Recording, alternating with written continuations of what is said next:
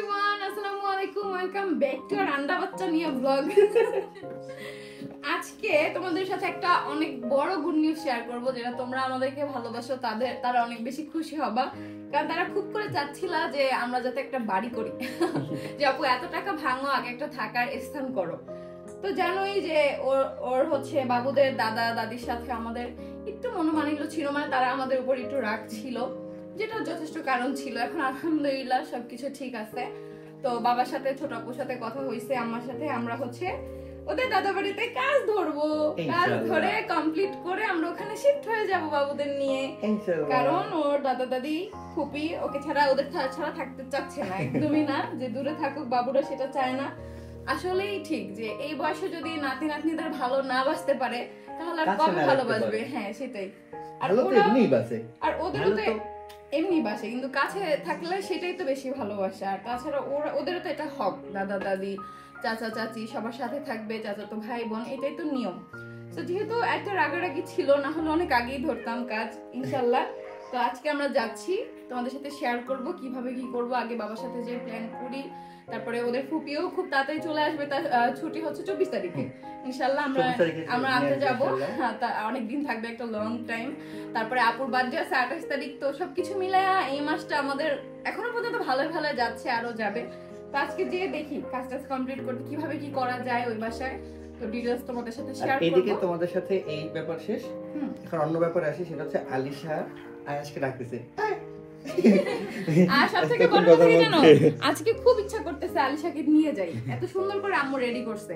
But ওরে নিতে হইলে এখন ওর জ্ঞাতি গোষ্ঠীর অনেকজনকে নিতে হবে ওর জন্য, যার জন্য ওকে এখন নিব না, কারণ তাহলে আজকে শান্তিমতো কথা বলতে পারবো না। রিঅ্যাকশনটা কি দিছে? থাকো, ভাইয়ের সাথে থাকো, ঠিক আছে? তুমি যদি বাসা থেকে বের হও তাহলে ভাইয়াকে কি দেখাশোনা করবে বলো? হ্যাঁ, ভাইয়ের কাছে থাকতে হবে তো, তুমি বড় বোন, ভাইয়াকে কি দেখাশোনা করবে? আজকে কিন্তু আলিশা দেখো জিন্সের প্যান্ট পরছে, দেখছো? বাবার সাথে ম্যাচিং। তোমার জন্য পাই নাই, কারণ আমি যখন বলছি আয়াসের জন্য জিন্সের প্যান্ট দেন, বলে বয়স কত, আমার বলছি কি একদিন, পরে হাসে, আর কোনো উত্তর দেয় নাই। তো একদিন বয়স বাচ্চা জিন্সের প্যান্ট কেউ বানায়? হাসি ও হাসে। তো এখন আমরা যাই, ডিটেইলস তোমাদের সাথে শেয়ার করব। তো আমরা তো বের হয়েছিলাম এক কাজের উদ্দেশ্যে। কালকে তো ব্লগে তোমাদের সাথে বলছি যে তোমাদের আখিয়াপুর বমি বমি ভাব হচ্ছে, ডক্টর ওষুধও দিছে, কিন্তু তারপরেও কমতেছে না। কালকে একটু বমি বমি ভাবটা কম ছিল আলহামদুলিল্লাহ, কিন্তু আজকে নাকি ওর বমি হয়েছে। আমরা বাসা থেকে বের হয়েছি, কলও দিছে যে ওর বমি হয়েছে। যেহেতু বমি হয়েছে এই সেলাই নিয়ে, তাই আমরা আর হচ্ছে রিস্ক নিতে চাচ্ছি না কোনো। তো এখন আমরা ডক্টরের কাছে নিয়ে যাবো, আমরা গাড়ি ঘুরে আবার বাসার সামনে আসছি। তুমি যে ওকে নামা নিয়ে আসো, আমি বসি। হ্যাঁ যাও। তো হচ্ছে বাবুকে রেখে এসো, ওকে শুধু আগে কিন্তু সব ফাইল সব নিয়ে এসো। হ্যাঁ আরিফা যাও উপরে। তো এখন ওকে নিয়ে হচ্ছে আমরা এনামে নিয়ে যাবো, কারণ আমাদের যে ডক্টর উনি তো সি সেকশন করেও না, উনি আজকে ছুটিতে আসছে। তো ওকে যে সি সেকশন করা হয়েছে ওই ডক্টরের কাছে নিয়ে যাবো, যে কেন আসলে সিজারের পর বমি কেন হবে বুঝতেছি না। তো এই জন্য হচ্ছে আমরা রিস্ক, আমি কোনো রিস্ক নিতে চাই না, আমরা কেউ ওকে নিয়ে কোনো রিস্ক নিতে চাই না।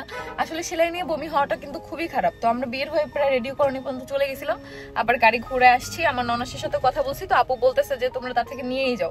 আমি বলছি হ্যাঁ আপু তার থেকে নিয়েই যাই।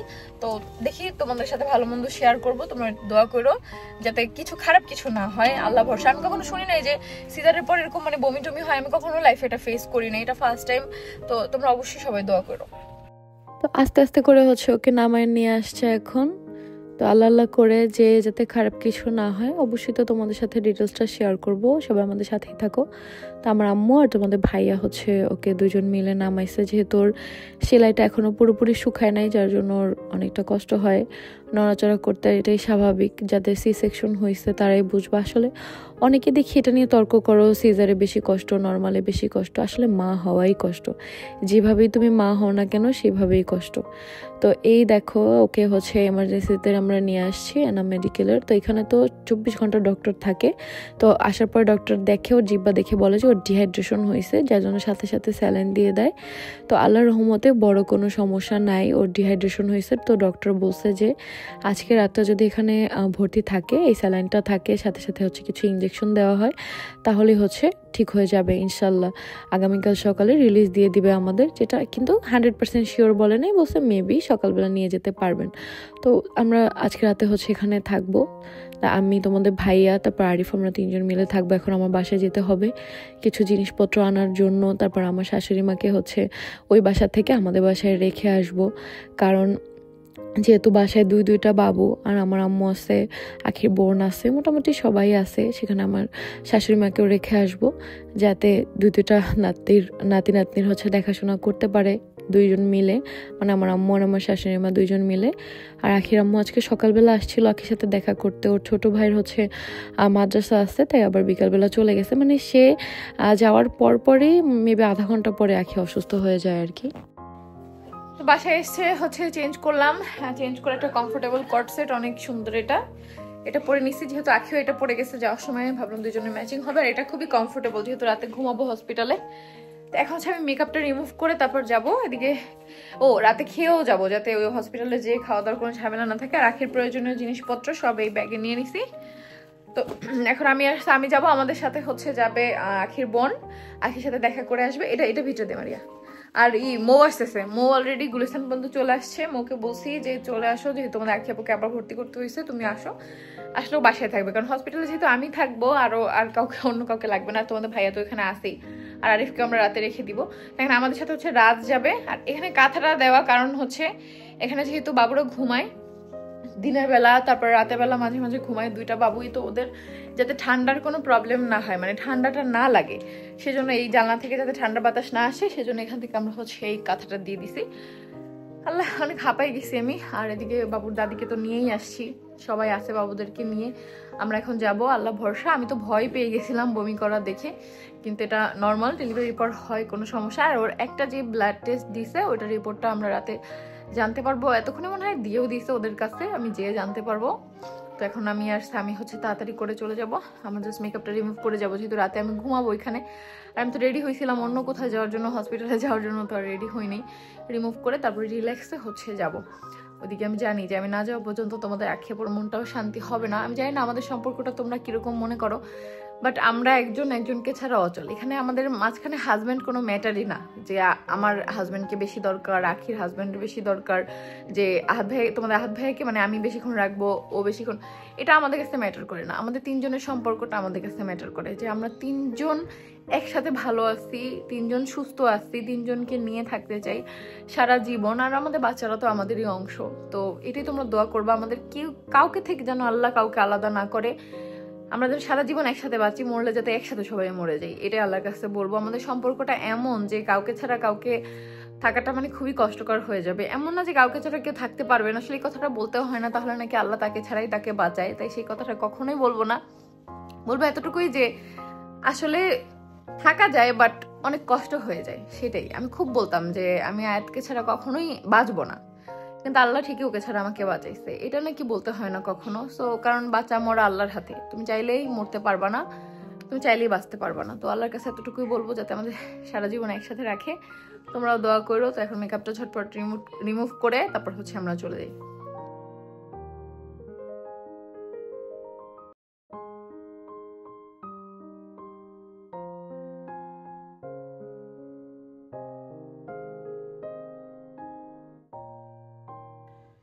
হসপিটালে চলে আসছি আমরা, এর মধ্যে মৌও চলে আসছিল, তো ওরা রিসিভ করে হসপিটালে নিয়ে আসছিলাম আমাদের সাথে। এখন আবার ওরা চলে গেছে, মানে স্বামী আমাকে নামাই দিয়ে আবার ওদেরকে নিয়ে বাসায় চলে গেছে। আর এসে দেখি তোমাদের ভাইয়া ওরা বসেছিল, ওকে হচ্ছে ডাব খেতে দিছে, তারপরে ভাত খাইতে বলছে, ভাতও খাইতে পারবে, তারপরে কিছু মেডিসিন দিয়ে গেছে, এগুলো হচ্ছে ভাত খাই ওকে খাওয়াই দিব। আজকে আমরা 3 জন আসছি এখানে, এই যে তোমাদের ভাইয়া, আর এই যে আমি, আর ওই যে তোমাদের আখি আপু। এখন তো শরীরটা ভালো লাগে? আমার ছোট বউ অসুস্থ, আমার মনটা খুব খারাপ। আরে তুমি তো আরই বেশি ভালোবাসা লাগে, তোমার মন খারাপ। এই না না না, বড় কথা কি, আখি ওর ছেলে হওয়ার পর ও মেয়ের অনেক অবহেলা করতেছে না। আমি মাইয়া লই কই যাবো, আমার তো কেউ জায়গা দেয় না। ওই যে আপুটা কমেন্ট করছে, আপুটা জায়গা দিতে হবে। আমি লিটারালি এত অবাক হয়ে গেছি, এটা কমেন্ট আসছে যে মেয়ে হওয়ার পর ছেলের ভালোবাসা কমে গেছে। ছেলে হওয়ার পরে মেয়ের ভালোবাসা না, মেয়ে, হ্যাঁ ছেলে হওয়ার পর মেয়ের ভালোবাসা কমছে, এটাই তো বলছে। তুমি একটু আগে উল্টা বলছো। আমি উল্টা বলছি, যাই হোক আমার মাথা ঠিক নাই, এই জন্য উল্টা বলতে পারি, এটা কোনো সমস্যা না। তো এখন আমি না বাসা থেকে স্বামী খেয়ে আসছি। কেন ঘুরাবো? তুমি কি খাইছো কিছু আমরা যাওয়ার পর? সবচেয়ে বড় কথা আমার ছোট বউ অসুস্থ, এই কারণে মন খারাপের থেকে বড় কথা আমি জায়গায় শান্তি মতো একটু শুয়ে ঘুমাইতেছিলাম, বড় বউ এসে নিয়ে এই জায়গাটাই দখল করছে, আমার উঠাই দিয়েছে। আমি বসছি, ও তো পেশেন্ট, ওর বেডে তো বসা যাবে না, এই জন্য আমি লক্কর চক্কর করে কারণ ওটা অনেক কল কাবজা লাগানো, লক্কর চক্কর করে। যাক, আজকে কি জানো, আমি ওই দিন পর বলতেছি যে আমরা আজকে একদম সিঙ্গেল হয়ে গেছি, বাচ্চা কাচ্চা একটাও সাথে নাই, সবাই আমরা এখন আগের মতো 3 জন হয়ে গেছি। আবার স্বামীও সাথে ছিল, আখি কথা স্বামীও সিঙ্গেল, মুন্থাও নাই এনে। আমরা মানে ফিল হইতেছে আমাদের কোনো বাচ্চা কাচ্চা নাই, আমরা আগের মতো মানে 3 জন, সেই যুগ যুগ আগে আমরা 3 জন ছিলাম, তখনও লাইফটা ভালো ছিল আলহামদুলিল্লাহ, এখন আরো ভালো। আর ও আজকে একটা পোস্ট দেখলাম কি আখি, তোর আর আমার ভিডিও দিয়ে লিখছে যে সতীন নিয়ে সংসার করি তাই মা পাশে নাই, তোর মা বলে পাশে নাই। পরে আমি কমেন্ট করছি জানো যে ডেলিভারির সময় যে আসছে তোর মা, ওই বেডির কইছে যে পোস্ট দিছে যে ডেলিভারির সময় যে ছিল আখির মা না তোর মা। তো সবাই আছে, আপনার আম্মুকে থ্যাঙ্কস দিয়ে দিয়ে আপু। এই মাত্র রিয়াও কিন্তু আমাদের সাথে আসছিল, তো এতক্ষণ কথা বলে ওরা চলে গেছে, বাবুর কাছে আছে এখন, রিয়া আছে, ওর দাদি বাসায় আছে, আমার আম্মু আছে।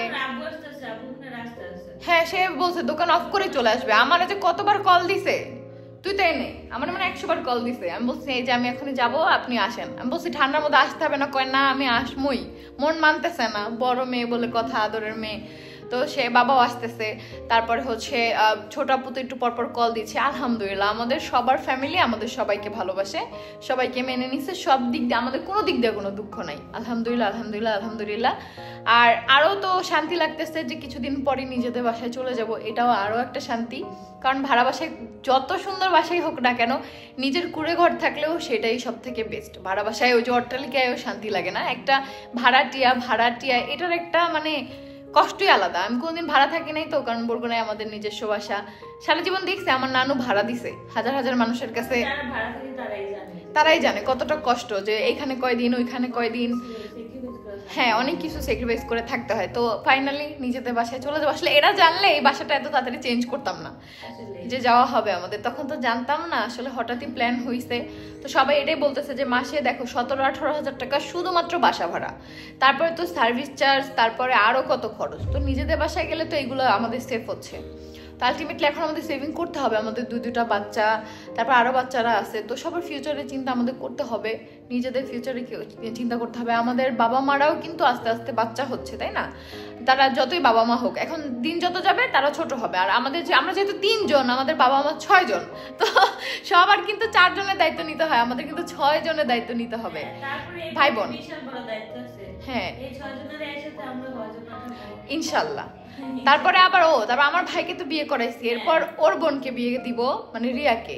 তারপরে তোমাদের ভাই আর বোন আপু, ওদেরটা তো দেরি আছে, ওরা তো হ্যাঁ কিন্তু ওরা তো আন্ডা বাচ্চা, ওদেরটা দেরি আছে, এখন চিন্তা করি না। বাট রিসেন্ট হচ্ছে আমার ননাসের আর হচ্ছে আখির বোনের জন্য পাত্রী, এখন আমরা খুঁজতেছি রিয়ার জন্য পাত্রী। বেশি দরকার, আগে দরকার, সে বিয়ে করতে চায় না, বাট আমরা আগে দিতে চাচ্ছি। তারপর হচ্ছে রিয়ার, তো ইনশাল্লাহ সবগুলো বিয়েতেই অনেক মজা হবে। এখন যারা হেটার্স আছো তারা নজর রাখো, আমার ভাইয়ের বিয়েতে কয় টাকা খরচ করছি একটু গুনো, ওইগুলাই সেই কয় টাকা করি নাকি, হিসাব রাখতে হবে না? না হেটার্সরা এটা নজর রেখে কি করবে? তাহলে কি করবে? ব্যাংক ডিটেইলস আমারটা দিয়ে দাও, তোমারটা দিয়ে দাও, ওরা টাকা পাঠিয়ে দিই, মানে খরচ আমরা করতে পারবে, টাকা পয়সা ওরা দিয়ে রাখে। হ্যাঁ ওরা দিয়ে রাখে আমাদেরকে। যাই হোক, ভালোবাসার মানুষও অনেক আছে, তোমরা সবাই অনেক ভালো। গতকালকে কোশ্চেন আনসার ভিডিও দিছি, সবাই অনেক অনেক অনেক ভালোবাসা দিছো। তো আবার আমরা বাসায় যাই 2 জন মিলে, আমি রাখি 2 জন মিলে আরেকটা কোশ্চেন আনসার ভিডিও বানাবো। তো যত কোশ্চেন আছে এই ভিডিওতে করতে পারো। তো এখন একটু আমি আখিকে খাওয়াই, তারপরে আমি নিজেও খাবো, কারণ বাসা থেকে খেয়ে আসি নাই। তারপরে আবার তোমাদের সাথে দেখা হবে। থাক, লাইট অফই থাক, এখন আমরা ঘুমাবো। এখন আমরা সিঙ্গেল মানুষজন, আমাদের বাচ্চা কাচ্চা নাই, এখন আমরা ঘুমাবো।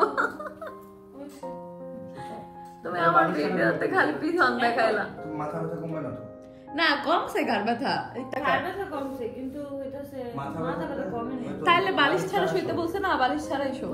সোজা হও, সোজা হও, সোজা হও। দাও কাশি আসতেছে, কাশি দেওয়া যাবে না। কাছে আসলে মানুষ না দিয়ে থাকতে পারে? রে তো কাশি দিতে তো ডাক্তার না করে না, আমি না। তো মাথা উঁচু করছি, তুমি নাও বালিশটা নাও। সোজা শোবো না, বালিশ কচ্ছপের মতো মাথাটা রয়েছে। নাও, এটা নিয়ে এলো বালিশটা।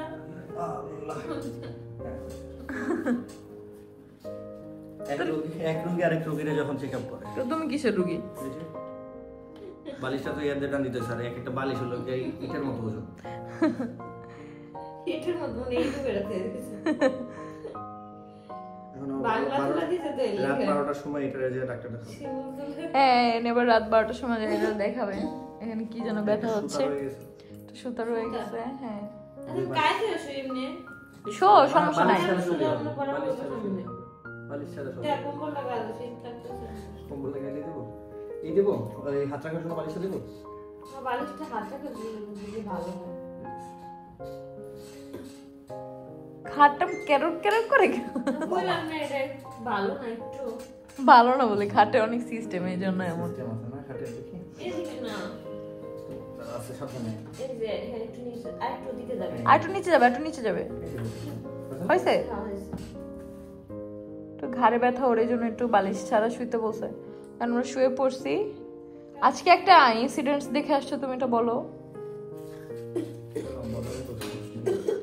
দেখে আসছে একটা ছোট একটা বাচ্চা মারা গেছে আজকে, ইন্নালিল্লাহি রাজিউন। একদম ছোট, হচ্ছে 3 বছর হবে মেবি। ব্রিল মনে হয় খাওয়াইছিল সম্ভবত, ওটা গলায় আটকে গেছে। আটকানোর পরবর্তীতে ওইটা মানে যখন বমি করছে, যতটুকু শুনলাম আর কি, বমি করার সময় হয়তো বা ওটা মানে আত্মাটা বেরিয়ে গেছে। তো কষ্ট লাগলো। খাবার গলায় আটকে মানুষ মারা হয়। হ্যাঁ, কত জায়গায় এমন অ্যাক্সিডেন্ট ঘটে। তুই ফার্স্ট শুনলি, আমি আগে কত শুনছি। একজন হচ্ছে গরু মাংস আছে না, গরু মাংস তো হয় না, গলা আটকে মারা গেছে। কিন্তু সব খাবার ভালোভাবে চিবায় তারপর খাইতে হয়। কি করো তুমি ওর আঙ্গুল নিয়ে? উঠে যায় না। ওর আঙ্গুলগুলো মোটো মোটো হয়ে গেছে, একটা রিংও এখন ওর হাতে লাগে না। হ্যাঁ, মোটাই গেছে। এটা টাইট মতো লাগে আছে।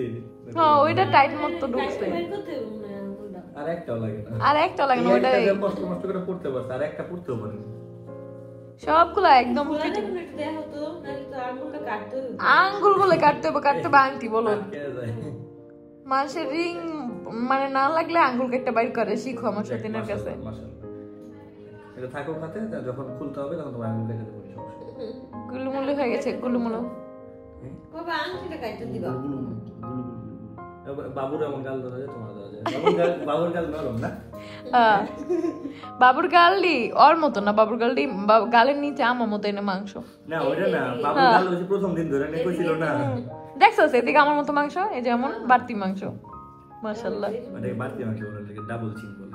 ওইটাই বাড়তি মাংস। এটা ছেলে কোথাকে আমি বাবুরই কাল দেখছি। না, যারা মোটা হ্যাগুই থাকে ওটা। তার মানে কি বুঝছো? আমার সতীন কি আমার সতীন? ওর সতীন কি? এটা কাদের থাকে? আমি অত মোটা না, চুপ থাকো। তুমি কি তুমি ভিডিওটা নিয়ে কি করতেছো? আমি আজকে যারা ভিডিওটা দেখবে কোন দিক কায়েদ করি আর কি যে করি। আর এই যে এদিকে একটা সাদা ফ্যান, এটারও বিধবা বানাই দিয়েছে, মানে সব কিছু সাদা। দুইজনের জন্য একটা কভার একটা তোমরা তো এক দুইজনই ওরা কভার হচ্ছে চেঞ্জ করা পরে, জামাগুলো চেঞ্জ করা পরে। আমাদের তো তিনজনের একই ফোন। খালি ওগুলো লেডিস কভার দেখে আমি ইউজ করি, কারণ আমার কভারগুলো একটু অন্যরকম হয়। কভার তো করে তবে জানি মানুষ সহ্য করে আমার কাছে। চাইছে তো ওই দিন আকি শোন, হোয়াটসঅ্যাপে মেসেজ দিছে, প্রোফাইলে একটা আইফোন নিয়ে ছবি দেয়া মিররে। আমারে বলে যে আপনার এত টাকা পয়সা, আমাকে 2,000 টাকা দিলে কি হয়, নাহলে একটা মোবাইল দেন। মানে আমি সুন্দর মতো মেসেজ দিছি, আপনার এটা স্ক্রিনশট নিয়ে আপলোড দেই যে আপনি নিজে আইফোন ইউজ করেন, তারপর মানুষের কাছে ভিক্ষা চান। কয় সরি আপু, আর আমি জীবনে এমন করবো না, আপলোড দিয়েন না।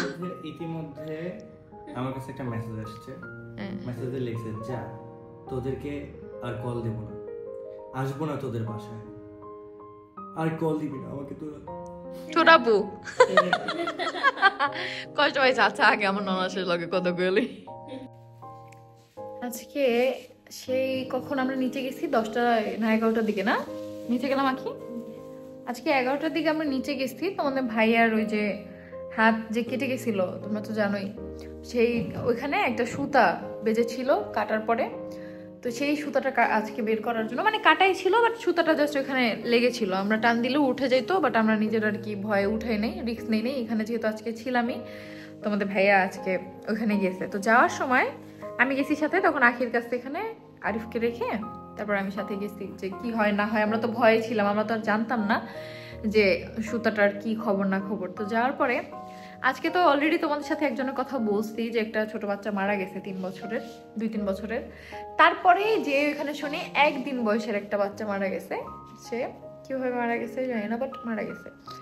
তারপরেই তোমাদের ভাইয়াকে হচ্ছে ওটিতে ঢুকানোর পরে যে ওটা বের করবে জাস্ট, তা এর মধ্যে আমি একটু সামনে আসছি, শুনতেছি চিল্লায় একটা আপু কান্না করতেছে। তো আমি তাকায় দেখতেছি যে একটা আপু আর হচ্ছে একটা মেয়ে। তো কিছু ফুটেজ আমি অ্যাড করে দিব এখানে। দেখার পরে আমার খুব মানে খারাপ লাগছে তাদের কান্না দেখে, যে আশেপাশে তেমন কোনো মানুষ নাই, দুজন বসে বসে কান্না করতেছে। এর মধ্যে তোমাদের ভাইয়া বের হয়, পরে আমাকে বললে তুমি এখান থেকে দেখতেছো? আমি বলছি দেখো আমার কান্না দেখে খুব কষ্ট লাগতেছে, ওখানে আমাকে নিয়ে যাও। বলো চলো আমি তোমাকে ওখানে নিয়ে যাই। তো এখানে গেছি, আসলে আমি মানুষের কষ্ট দেখে না কখনো চুপ করে থাকতে পারি না, আমরা কেউই। গেছি, যাওয়ার পরে ওদের কাছে গেছি, যাওয়ার পরে জিজ্ঞেস করছি কি হয়েছে। শুনি তার হাজব্যান্ড অ্যাক্সিডেন্ট করে মারা গেছে বাইকে। রাত 8টার দিকে ভাত খেয়ে তাদের বাসা থেকে বের হয়েছে, থানায় স্ট্যান্ডে এসে হচ্ছে অ্যাক্সিডেন্টটা করছে। তো ওনারা জানতে পারছে কিভাবে, ওদের বাসা হচ্ছে ধামরাইতে। ইনশাল্লাহ আমরা কালকে যাবো, সব কিছু ডিটেলসে বলতেছি। তো উনি জানতে পারছে, ওনার একটা আন্দাজ আছে, যেহেতু হাজব্যান্ড সাভার থেকে সবসময় আসা যাওয়া করে, ওনার হাজব্যান্ড এখানেই জব করে একটা কোম্পানিতে, তো আসা যাওয়ার মধ্যে থাকে। তো সে জানে যে কতক্ষণ লাগে বাড়ি থেকে আসতে। তো আসার টাইম ওভার হয়ে গেছে, সে টেনশনে আসছে, আর রাস্তায় ফোন দেয় নাই যে বাইকে আসছে।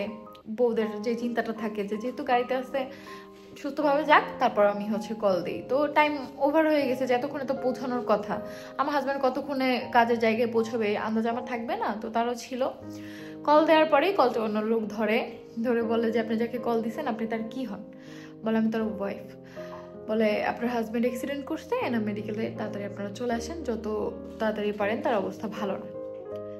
এরপরে আর কি, এরপরে তাড়াহুড়ো করে বাসায় ছিল সে, তার শাশুড়ি, তার হচ্ছে মেয়ে। তার মেয়ে এবার ইন্টার পরীক্ষা দিয়েছে, 3 জন ছিল। তো শাশুড়ি যেহেতু অসুস্থ, তাকে তো আর এত রাতে আনা সম্ভব না, রাত তখন প্রায় মনে হয় 10টার মতো বাজে, এরকম সম্ভব না। এই জন্য গাড়ি নিয়ে, প্রাইভেট কার একটা নিয়ে তারপরে তারা ওখান থেকে আসে। আমি এগুলো সবই পরে জানতে পারি তাদের কাছে। আসার পরে জানতে পারে, এখানে এসে জানতে পারে তার হাজব্যান্ড মারা গেছে। ঠিক আছে, কথা বলতে পারে নাই, দেখতে পারে নাই, বসে কন্টিনিউসলি কান্না করতেছে। আসলে হাজব্যান্ডের শোক, হাজব্যান্ড কেন, প্রিয় মানুষ, কাছের মানুষ মারা গেলে সেইটা সান্ত্বনা দেওয়ার মতো ভাষা আমাদের কারোই নাই।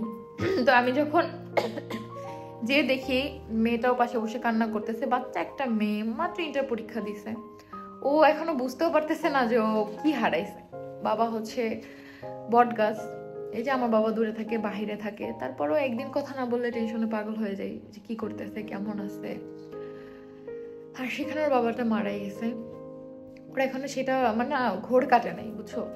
তো ও যদি বুঝতো, আমাদের বয়সী হইতো, বাস্তবতা বুঝতো যে বা কি ঘটতেছে এটা বুঝতো, ওর কান্নাই হসপিটাল আজকে হচ্ছে স্তব্ধ হয়ে যেত। ও কান্না করতেছে চুপচাপ বসে বসে, ওর মা এত কান্না করতেছে, এত কান্না করতেছে, এত কান্না করতেছে। আমি কন্টিনিউ বুঝাচ্ছি যে আপু আমি আসছি। তার তেমন কেউ সাপোর্টিভ ছিল না, কারণ যারা যারা সবাই দূরের, তাদের আত্মীয় স্বজন দূর থেকে মাত্র বাড়িতে সবাই যাচ্ছে, যেহেতু মারা গেছে। হসপিটালে তো কারোর এসে কোনো কাজ নেই, সবাই বাড়িতে যাচ্ছে।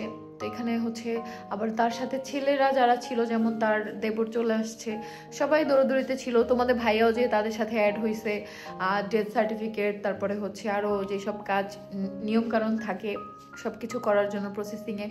আর যেখানে তার অ্যাক্সিডেন্ট হয়েছে একটা বাসের সাথে, সেই বাসের কোম্পানির লোক চলে আসছে। আমি প্রথম দেখলাম যে কোনো বাস অ্যাক্সিডেন্ট হলে মানে সেই কোম্পানির লোক এসে হেল্প করে, তারা খুবই ভালো। আজকে আসলে চোখের সামনে না দেখলে বুঝতে পারতাম না, তারা এসে হেল্প করছে, ওদেরকে যথেষ্ট হেল্প করছে। এখানে বিল দিয়ে দিছে, তারপরে গাড়ি ভাড়া দিয়ে দিছে, তাই না, তারপরে দাফনের জন্য যা যা প্রয়োজন এতটুকু করে দিছে, আর বাকিটা ইন ফিউচারে দেখবে। তো আমি ওইখানে তাকে বোন বানায় নিয়ে আসছি, মানে এমনভাবে কান্না করতেছিল যে বলে বুঝাইতে পারবো না আমি তোমাদেরকে। আমি বলছি আমি আপনার বোন, আমরা আসছি আপনাদের পাশে, কিচ্ছু হবে না। খালি বলতেছি আমি কীভাবে থাকবো, আমি মেয়েটাকে নিয়ে কীভাবে থাকবো। আমি বলছি আল্লাহ রাখবে, আপনার হাজব্যান্ডকে আপনি হারাইছেন, সেটার দ্বিতীয় কোনো মানে আমি বলতে পারবো না যে হাজবেন্ডের বদলে আপনি আমাদের পাইছেন, এটা কখনোই হয় না, হাজবেন্ডের পরিপূরক কখনোই অন্য কেউ হবে না, বাট আপনি আমাদের পাইছেন, নতুন একটা ফ্যামিলি পাইছেন। অবশ্যই আমার মৃত্যুর আগ পর্যন্ত আমি আপনাদের পাশে থাকবো, আর আমি জানি আমি আপনার পাশে থাকলে আমার হাজবেন্ড, আমার সতীন, আমার পুরো পরিবার আপনাদের পাশে থাকবে। আমি আজকেই আপনাদের সাথে যাইতাম যদি আমার সতীন এখানে ভর্তি না থাকতো, প্লাস হচ্ছে যদি ওর কাছে অন্য কেউ থাকতো, লাইক আমার আম্মু বা ওর আম্মু বা আমার শাশুড়ি, তাহলে তাকে রেখে আমি আজকে আপনাদের সাথে যাইতাম। কারণ তার মানে তাদের সাথে যাবে সেরকম মানে কেউ নাই, লিটারালি বিশ্বাস করো।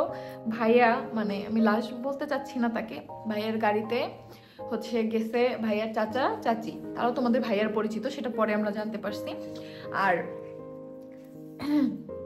আর হচ্ছে ওদের গাড়িতে, ওরা যে গাড়ি নিয়ে আসছে সেই গাড়িতে গেছে হচ্ছে ও আর ওর আম্মু, মানে আপু আর আপুর মেয়ে। মানে তাদের যে কান্না করবে, সান্ত্বনা দিবে সেরকম একটা মানুষ তাদের সাথে নাই। তার দেবর গেছে হচ্ছে বাইকে, কারণ তার দেবরও ওই গাড়িতে যাওয়ার মতো সিচুয়েশন নাই যে মানে ভাইয়ের লাশের সাথে যাবে, এতটুকু ক্ষমতা আসলে কোনো ভাইয়ের থাকে না। আমি তাকে বলছি ভাই আপনি যান, আমি পারবো না আপু। মানে এমন একটা সিচুয়েশন দেখছি এতক্ষণ, এখন বাজে রাত 3টা, এই কয়েকটা ঘন্টা যে এত ট্রমাটাইজড হয়ে গেছি। তারপরেও তাদেরকে বোঝানোর চেষ্টা করছি, আপুকে সাহস দেওয়ার চেষ্টা করছি যে মেয়েটার জন্য হলেও তাকে এখন শক্ত থাকতে হবে। এই মেয়েটার এখন সেই বাবা সেই মা, সবকিছু যতটুকু পারছি তাদের জন্য করছি। আবার কালকে ইনশাল্লাহ ডক্টর যেহেতু আমাদের বলছে তোমাদের আখি আপুকে সকালে রিলিজ করে দিবে, এখন সুস্থ, সম্পূর্ণ সুস্থ মাশাল্লাহ। বাসায় ওকে রেখেই আমরা বের হয়ে যাব ওনাদের বাড়ির উদ্দেশ্যে, ওনাদের বাড়ি হচ্ছে ধামরাইতে। তো সেখানে আমরা চলে যাব ইনশাল্লাহ, সব যদি ঠিক থাকে, আমাদের এদিকে আখি সুস্থ থাকে, তাহলে চলে যাবো আজকে এখানে। বিশ্বাস করো আমার আম্মু বা আখির আম্মু বা তোমাদের ভাইয়ার আম্মু কেউ যদি থাকতো, আমি আজকে তাদের সাথে চলে যেতাম। আমার মনটা একদমই মানতেছিল না যে দুইজন মা মেয়ে দুজনই কান্না করতেছে, কে কাকে সামলাবে, আর ড্রাইভার তো তাদের কিছু হয় না। তারপরে যতটুকু লাগে হাতে পায়ে ধরে বুঝাইয়া বলছি যে ভাইয়া এখন আপনি ওদের আত্মীয়, কারণ গাড়িটা আপনি চালায় যাচ্ছেন, ওদের সাথে আর কেউ নাই, সাবধানে যায়েন। আর ভাইয়ের কথা কি বলবো, পা দুইটা নাই, মাথায় এখান থেকে এখান পর্যন্ত খুবই খারাপ অবস্থা। এগুলো আমি বলতে চাই না, পরবর্তীতে যদিও ভিডিও টিডিও দেখে কষ্ট পাবে বাচ্চা মেয়েটা, এই জন্য আমি এগুলো বর্ণনা দিতে চাই না। ওদেরকে দেখতে দেই নেই, যেভাবে হোক আমরা আটকে রাখছি, দেখতে দেই নেই। তো এখন কালকে ওই বাড়িতে যাওয়ার আগ পর্যন্ত আমার শান্তি লাগবে না, যতক্ষণ না আমি আবার আপুরে জড়ায় ধরতে পারবো, যতক্ষণ না আবার মেয়েটাকে সান্ত্বনা দিতে পারবো। মায়ের কি অবস্থা হয়েছে আল্লাহ জানে, বাবা নাই, ভাইয়ের মা আছে, মার নাকি হাই প্রেশার, সবাই এটাই টেনশন করতেছে। যেহেতু মানে তারা জানাইতে চায় নাই, বাট লোক মুখে শুনে শুনে মানে পুরো এলাকায় তো খবর হয়ে গেছে সে অ্যাক্সিডেন্ট করে মারা গেছে, জেনে গেছে। সে কেমন আছে সেটাও জানি না, একটু পরে আবার কল করবো পৌঁছাইছে কিনা, যেহেতু রাত এখন তো পৌঁছাতে সময় লাগবে না। আমি যতদূর জানি যে লাশবাহী গাড়ির নাকি যেতে একটু টাইম লাগে। আল্লাহ ভরসা, দোয়া করি যাতে সুস্থভাবে যেতে পারে। কালকে জানাজার টাইমের আগে যদি আমরা যেতে পারি তাহলে তো যাবো, আর নয়তো যখনই পারি তখনই আমরা যাব ইনশাল্লাহ। তো তোমরা সবাই দোয়া করো। কি বলবো, মানে আমার বলার কিছু নাই, যে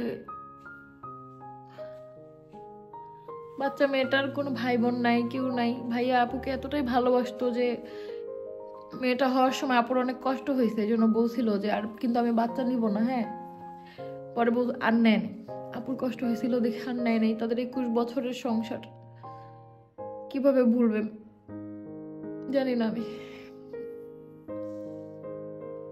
আল্লাহ ভোলার তৌফিক দিক, তাদের শক্তি দিক। আমি সহ্য করতে পারতেছি না সবকিছু শুনে, তাদের মধ্যে থেকে, জানি না। যাই হোক, তোমাদের সাথে শেয়ার করার একটাই কারণ, যেহেতু আমরা লাইফস্টাইল ব্লগ করি, সবকিছুই তোমাদেরকে জানাই, সবকিছু তোমাদের সাথে শেয়ার করি। আর আমার অনেক কষ্ট হয়েছে, কষ্ট লাগছে, এখনো কষ্ট হচ্ছে, যেটা আমার ভালো লাগে খারাপ লাগে সবই তোমাদের সাথে শেয়ার করি, তাই এটাও তোমাদের সাথে শেয়ার করলাম। প্লিজ যারা বাইক চালাও, প্লিজ আমি হাত জোর করে বলতেছি, সবাই হেলমেট ইউজ করো, সবাই সাবধানে চালাও, কেউ রং রোডে চালাও না। আজকে কিন্তু ভাইয়া রং রোডে আসছে, তোমরা কেউ রং রোডে গাড়ি চালাও না, সাবধানে চালাও। জীবন সবার আগে। সে তো মারা গেছে, কিন্তু ও পৃথিবীতে যাদের রেখে গেছে, তার বোন অজ্ঞান হয়ে গেছে শোনার সাথে সাথে, একটাই বোন। তার ভাইকে তো নিজের চোখে দেখছি পাগল পাগল হয়ে গেছে। তার বউয়ের কথা আর কি বলবো, মেয়েটাও তো কান্না করতেছে, আর মাকে তো দেখিয়ে নেই। যে মরে গেছে সে কিন্তু মরেই গেছে, কিন্তু যারা আছে তারা কিন্তু সারা জীবন এই শোকটা সহ্য করতে পারবে না। আমি জানি না ওই অবস্থা দেখে হাজবেন্ডের বা ছেলের বা কারোর লাশটা তো তারা দেখবে,